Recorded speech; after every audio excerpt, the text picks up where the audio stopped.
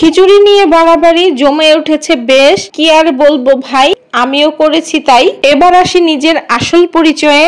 আমি তো হলাম বাঙালি, যা দেখি তাই করি, কিছুই করার নাই। তবে হ্যাঁ, এখন আমি চলে আসছি তোমাদের মাঝে জগা খিচুড়ি পেজ থেকে, তানজিনা ইসলাম। দেখতেই পাচ্ছ আমি কিন্তু আজকে তোমাদের সাথে শেয়ার করব বাঙালির প্রত্যেকটা ঘরে ঘরে খাবার খাওয়ার মতো উপযোগী এমন কিছু খাবার নিয়ে। বিশ্বাস করো এই খাবারগুলি তোমাদের খেতে এত ভালো লাগবে। আর বৃষ্টি তো, বৃষ্টিতে শুধু তোমার খিচুড়ি খেতে হবে এটা কোনো মানে আছে? খিচুড়ি খাওয়া এখন বন্ধ করো।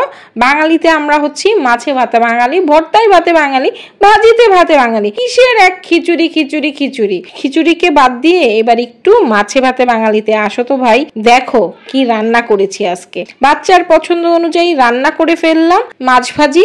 আর অন্যদিকে করব হচ্ছে আমার প্রিয় প্রাণ প্রিয় হাজবেন্ডের জন্য চেপা শুটকি। চেপা শুটকি দিয়ে খাবার খেতে ময়মনসিংহের মানুষ যে এত পছন্দ করে আমার জানা ছিল না। যদি ময়মনসিংহ আমার বিয়ে না হতো তাহলে আমি জানতামই না।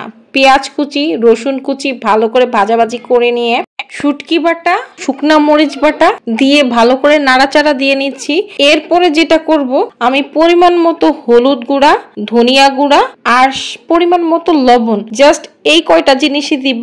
তারপরে আমি এটাকে ভালোভাবে ভাজাভাজি করে নিলাম। ভাজাভাজি করার পরে ওই যে মরিচ বাটাটা ছিল ওখানে সামান্য পরিমাণে পানি দিয়ে ওই পানিটাই দিয়ে দিলাম। তো এখন মোটামুটি ভাবে সুন্দর করে কষিয়ে আসছে মশলাটা কষানোর পরে আমি দিয়ে দিয়েছি কাঁঠালের বিচি। সুন্দর করে গুল গুল করে কাঁঠালের বিচিগুলি কেটে নিয়েছি। বিশ্বাস করো আমি কি বলবো, যারা বড় আছেন অথবা যারা ছোট আছেন অথবা যারা সমবয়সী আছেন সবাই খেতে পারবে। মানে কি বলবো, ছোট বড় সবাই খাওয়া যাবে, এত মজার একটা শুটকি ভুনা। তারপরে এই দিকে তো চলে আসছি আমি অ্যাজ ইউজুয়াল সবাই যেভাবে মশলাটাকে কষায় তারপরে চিংড়িটাকে রান্না করে নর্মাল ভাবেই রান্না করে নিলাম। চিংড়িটা যদিও আমার বড় বাচ্চার পছন্দের ছিল।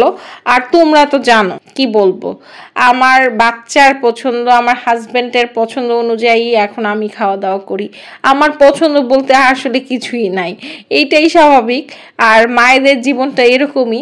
যখন মেয়ে ছিলাম, বাচ্চা ছিলাম, তখন দেখা যেত আমার আম্মা আমাদের পছন্দ অনুযায়ী সব করতো, এখনো করে। বাট এখন আমি মা হয়ে গিয়েছি, তাই আমাকেও মায়ের মতোই করতে হয়। বাচ্চাদের পছন্দ, স্বামীর পছন্দটাইকেই প্রায়োরিটি দেই, এই আর কি।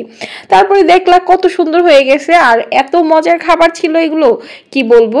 আর একটা রান্না তোমাদের সাথে শেয়ার করতে পারি না, সেটা হচ্ছে এই যে দেখতে পাচ্ছ মাছের তেল, ওইটা তোমাদের সাথে শেয়ার করা হলো না। নেক্সট টাইম ইনশাল্লাহ আবার শেয়ার করব। আর আমার পেজটাকে যারা এখনো ফলো দাওনি ফলো দিয়ে যাবা। আল্লাহ হাফেজ।